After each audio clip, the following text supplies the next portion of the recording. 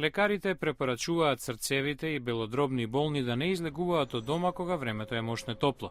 Каусалија Пендјал им вели на своите пациенти во Ричмонд, сојузната држава Вирџинија, пред да излезат надвор да го проверат индексот на квалитетот на воздух, проценка на загадувачите во воздухот, што секојдневно ја врши американската влада. Да се избегнуваат надворешни активности, особено во попладневните и вечерните часови.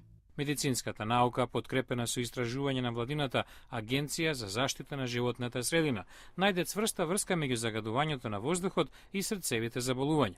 Доктор Роберт Брук е специјалист по кардиоваскуларна медицина на Универзитетот во Мичиган. Бидејќи кардиоваскуларните заболувања се причина број 1 за смрт, не само во развиените земји, туку и ширум светот, загадувањето на воздухот има огромен ефект на морталитетот на глобално ниво. Тој вели дека само 1 до 2 часа вдишување на издувни автомобилски гасови може да биде кобно. Долгорочните ефекти од загадениот воздух се уште поалармантни.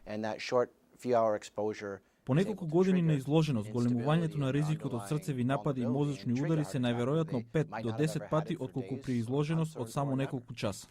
Истражувањето покаже дека најпогодени се постарите, луѓето кои веќе имаат срцеви проблеми и лица главно од сиромашни квартови кои живеат до главни автопатишта.